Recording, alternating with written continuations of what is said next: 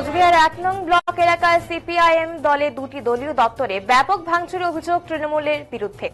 এই ঘটনার প্রতিবাদে এবং দুষ্কৃতীদের গ্রেপ্তার করে দৃষ্টান্তমূলক শাস্তির দাবিতে মঙ্গলবার সন্ধ্যায় কোচবিহার কোতোয়ালি থানা ঘেরাও এই কর্মসূচিতে শামিল হলেন সিপিআইএম নেতাকর্মীরা।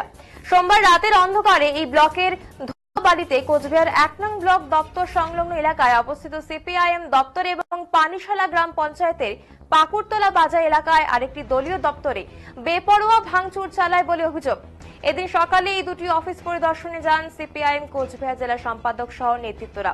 এরপরেই সন্ধ্যায় এই থানা ঘেরাও কর্মসূচিতে শামিল হন তারা। এই কর্মসূচির নেতৃত্ব দেন সিপিআইএম নেতা মহানন্দ সাহা, অমিত দত্ত, জলিল উলিল আহমেদ, নিহার দাস, রহুল আমিন খন্দকার, গৌতম রায় এবং অন্যান্যরা। কোচবিহার থেকে সিপিআইএম এর বাংলা বাঁচাও এই যাত্রা শুরু হয়েছে। তাতে মানুষের উৎসাহ দেখে ভীত সন্ত্রস্ত তৃণমূল। এরা জনগণ থেকে যত বিচ্ছিন্ন হচ্ছে ততই এসব করছে বলে এদিন জানিয়েছেন মহানন্দ সাহা। তিনি বলেন, পুলিশ এই ঘটনাগুলিকে যদিও ছোট করে দেখে তাহলে এই ঘটনাগুলি ক্রমশ সংক্রমিত হবে, তাই এর বিরুদ্ধে প্রয়োজনীয় পদক্ষেপ গ্রহণ করার দাবি জানিয়েছেন তিনি।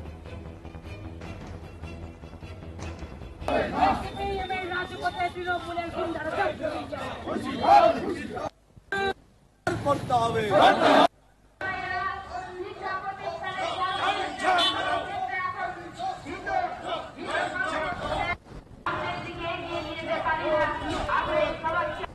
প্রাণ অন্তরে তার মমতা নারী, বাহিরেতে শাহজাহান।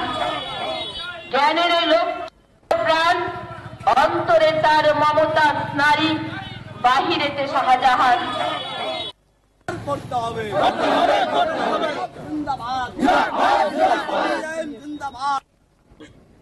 আপনারা জানেন যে 29 তারিখ কোচবিহার থেকে বাংলা বাঁচাও যাত্রা, একটা ঐতিহাসিক সমাবেশের মধ্যে দিয়ে বাংলা বাঁচাও যাত্রা 29 তারিখ কোচবিহারের তোফানগঞ্জ থেকে শুরু হয়েছে।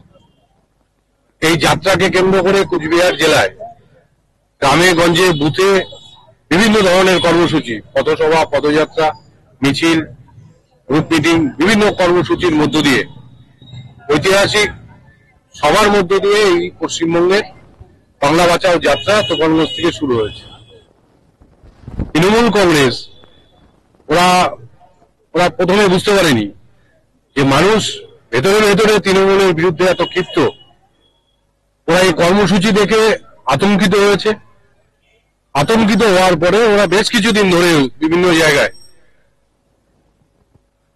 কোথায় বামপন্থীরা কাজ করে, কোথায় সিপিআইএম খোঁজার চেষ্টা করে, কিন্তু মানুষ প্রতিরোধ করে বাংলা বাঁচাও যাত্রাতে সামিল হয়। এই বাংলা বাঁচাও যাত্রা থেকে ফিরে আসার পরে গতকালকে আমাদের কোচবিহার ১ নং ব্লকে আমাদের ধনোয়াবাড়ি পার্টি অফিস রাতের অন্ধকারে, তার আগে আমাদের ওখানে একটা ক্ষেত মজুরের ব্লক কমিটির মিটিং হয়। মিটিং করে কমরেডরা যখন ফিরে চলে যায়, তারপরে এই তৃণমূলের বাহিনী তারা গিয়ে সেখানকার আমাদের মিটিং করার যে জিনিসপত্র সেগুলো ফার্নিচার, চেয়ার টেবিল ভাঙচুর করে। পরপর একই সঙ্গে ওটা করার পরে আবার আরেকটা অফিসে, সেটা পাকুড়তলায় পানিশালা অঞ্চলে, সেখানেও একটা পার্টি অফিস ভাঙচুর করে। এই দুইটা অফিস 11 সালের পরে অন্তত 4 থেকে 5 বার ভাঙচুর করে, জিনিস লুটপাট করে, এখনো করে যাচ্ছে। এরা যখন বুঝতে পারছে যে এদের পায়ের নিচে মাটি নেই, এরা যখন বুঝতে পারছে বিচ্ছিন্ন হয়ে যাচ্ছে, তখন এই ধরনের একটা আক্রমণ। এই ঘটনা শোনার পরেই আমাদের পার্টি নেতৃত্বরা সেখানে যায়। আজকে আমাদের জেলার পার্টির সম্পাদক সহ পার্টির একাধিক লিডাররা আমরা সেখানটায় গিয়ে পরিদর্শন করি। তখনই আমরা সিদ্ধান্ত নিই, আমাদের ওখানকার লোকাল যে পুলিশ স্টেশন সেখানে একটা ডেপুটেশন দেওয়া হয়েছে, এফআইআর করা হয়েছে প্রকৃত অপরাধীদের। তা আমরা জানি যে পুলিশ এই ঘটনাকে যদি ছোট করে রাখে তাহলে এই ঘটনাগুলো সংঘাতিত হবে। বাধ্য হয়ে আমরা একটা সময়ে 2011 আর 2025 এক জিনিস নয়, 2011 আর 2026 এক জিনিস নয়।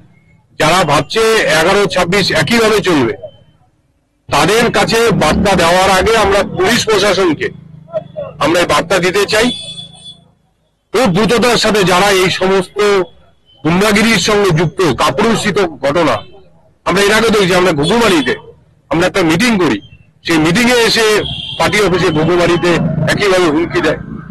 এইরকম ঘটনার ভবিষ্যতে ঘটবে কিনা, এরপরে ঘটবে কিনা, পুলিশ কি ভূমিকা নিবে, এইটা নিয়ে তাৎক্ষণিকভাবে আজকে আমাদের এই থানা ঘেরাও কর্মসূচির মধ্যে দাঁড়িয়ে আজকে পুলিশ প্রশাসনের কাছে আমরা বার্তা চাই, অবিলম্বে এই ধরনের ঘটনা যদি বন্ধ না হয়, অবিলম্বে গণতান্ত্রিক পরিবেশ যদি তৈরি করার দায়িত্ব প্রশাসন না নিতে পারে, তাহলে এই দায়িত্ব জনগণ নেবে, তারপরে আর কোনো কিছু বলার দায়িত্ব থাকবে না।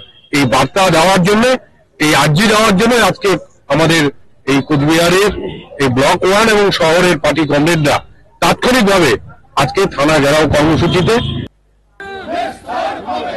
হুঁশিয়ার হবে না সিপিএমের রাজপথে তৃণমূলের গুন্ডারা সব